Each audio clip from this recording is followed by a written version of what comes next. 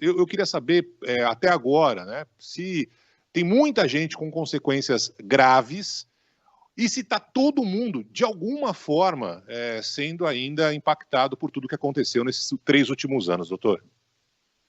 É interessante isso, viu, Barão? Porque muito se falou depois da pandemia, no começo da pandemia, que havia um tsunami de doenças mentais. A gente não viu esse tsunami chegar. E depois falou assim: bom, agora vai vir uma onda, né, de pessoas procurando atendimento, procurando psiquiatras, psicólogos. E, de fato, a gente nota um aumento das pessoas buscarem tratamento, terem interesse, buscarem humanamente, ouvirem humanamente, mas quando você examina a população e faz inquéritos populacionais, você não nota um aumento das doenças mentais, a não ser em algumas populações mais vulneráveis, que foram mais afetadas pela pandemia. O que acontece é que a gente já sabia que tinha muita gente doente não se tratando. Né? Em São Paulo, para você ter uma ideia, São Paulo e Porto Alegre tem um estudo que mostra que 80% das pessoas com depressão não se tratam. 80% das pessoas com depressão não têm um tratamento adequado. Então, o que acontece é que a pandemia trouxe para a luz, né, essa importância, a importância da saúde mental. E eu acho que muita gente que já estava doente e nem tinha se tocado ou não estava dando muita importância, correu atrás do tratamento. Esse eu acho que é o principal fator da pandemia. Sim, tem vários ouvintes já escrevendo para cá, doutor, falando sobre saúde mental depois da pandemia, porque tem gente que, por exemplo, acha que não foi influenciado pela pandemia de Covid-19 ou não sentiu diferenças no estado mental durante a pandemia, enquanto a gente estava vivendo aquilo tudo, mas hoje pode estar com reflexos dessa fase de Covid-19, pode ter ficado, por exemplo, com menos interação social, pode ter tido mudanças que está começando a perceber agora e de forma assim um pouco mais grave até. Eu acho que foi uma mudança tão intensa, tão estressante enfim, tão disruptiva, né, para usar uma palavra da moda, para todo mundo, Roberta, que não tem como a gente não ter impactos maiores ou menores. Existe um cansaço, existiu, claro, um acúmulo, né, de estresse, que isso deixa todo mundo um pouco pior, mas não necessariamente doente. Né? Vamos lembrar que o sofrimento faz parte do ser humano e nem todo sofrimento vai ser uma doença, né? Quando eu estava ali no auge da pandemia tratando os meus pacientes, e aí quando eles tomavam remédio, estavam melhorando, eu perguntava assim, antes da pandemia, né? Eu perguntava, agora, você já voltou ao normal? Você já está bem? Na pandemia eu perguntava, e agora, você já está ruim que nem todo mundo? Porque estava todo mundo um pouco prejudicado nesse sentido, né? Ninguém estava totalmente bem. Então é um pouco isso que eu vejo. Agora, você falou de interação social, eu acho isso muito interessante, sabe, Roberta? Porque nós, os introvertidos, eu sempre levanto a bandeira porque eu sou uma pessoa introvertida, gosto de ficar aqui na minha, com os meus livros, não gosto muito de festa. A gente sofre preconceito, né? Quando a pessoa diz assim, sexta-feira, o que você vai fazer? Eu falo assim, eu vou ficar na minha biblioteca lendo. Você parecia um alien, assim, parecia que você era uma pessoa, assim, estava fazendo alguma coisa errada. Aí veio a pandemia e todo mundo teve que ficar em casa, né, fazendo ali as suas próprias coisas. Eu acho que muita gente era introvertida já e não sabia. E saía de sexta-feira, saía de sábado, porque era o que todo mundo fazia. E aí, quando teve que ficar em casa, falou: pô, mas não é que esse negócio é bom, hein? Acho que eu prefiro. E aí, muitas pessoas não estão mais saindo, não estão mais assim, indo para festas tanto, mas não é porque elas pioraram pela pandemia, é porque elas se descobriram nesses 3 anos. Doutor Daniel, para aquelas pessoas que ainda acham que não estão 100%, né?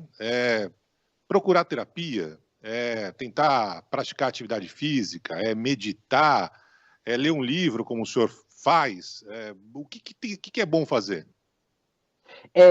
A gente, primeiro assim, se a pessoa tem dúvida, fala assim, putz, eu não sei se eu tô com algum sintoma ou não, eu sempre digo assim, na dúvida, procura um profissional.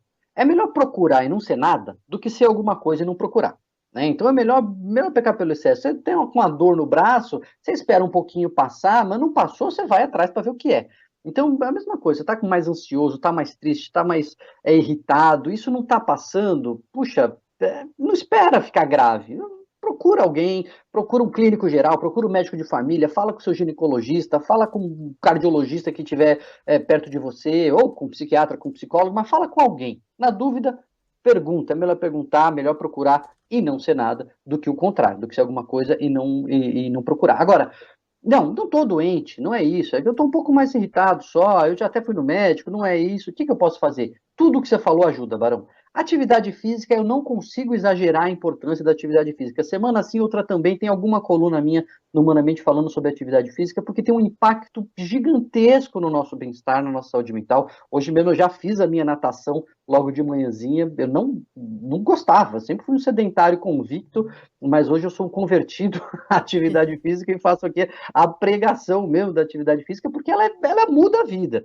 Né? A meditação, para quem consegue se envolver um pouquinho nisso e treinar, praticar, também ajuda muito a diminuir a ansiedade e você encontrar coisas que você goste. Né? Mais do que eu dizer aqui, ó, faz isso ou faz aquilo, né? A gente sabe que a atividade física, por exemplo, ela tem um efeito antidepressivo mesmo, um efeito para ansiedade.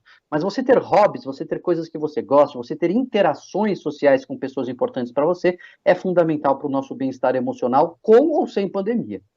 Tem uma ouvinte aqui, a Iris, que falou sobre a saúde mental das crianças.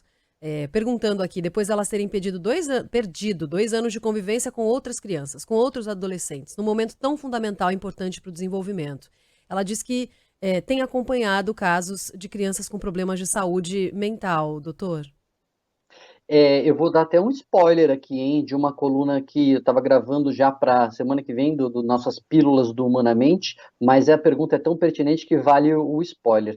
Sabe que, de fato, a gente tem estado mais atento, a gente tem visto esse movimento mesmo de busca de atendimento para crianças e adolescentes, mas essa semana foi publicado um estudo num importante jornal de psiquiatria da Associação Médica Americana, levantando o movimento de pronto-socorros em psiquiatria, né, assim, casos de depressão, casos de psicose, de tentativas de suicídio, de uso de substâncias em pronto-socorros nos Estados Unidos, entre 2011 e começo de 2020, ou seja, antes da pandemia. E o movimento tinha aumentado 60% na população entre os 6 e os 24 anos. Proporcionalmente, mais do que dobrou, porque o movimento geral do pronto-socorro diminuiu, dos pronto-socorros nos Estados Unidos diminuiu, e o movimento de psiquiatria aumentou. Era 7% mais ou menos o movimento de psiquiatria, passou para 14%. Ou seja, antes da pandemia, a gente já vinha percebendo um aumento de adoecimento ou de busca de tratamento de sofrimento nessa população. Não é só por conta da pandemia, mas, de novo, a pandemia jogou um holofote enorme, né, em várias questões, não só na questão de saúde mental, e a gente não consegue mais desver, né? A gente não consegue mais olhar para o outro lado. Então, sim, a gente tem visto mais procura, e eu digo felizmente. Não estou comemorando que a população esteja mais doente, não é isso. Eu acho que a população já estava doente e, felizmente, nós temos visto mais busca por tratamento.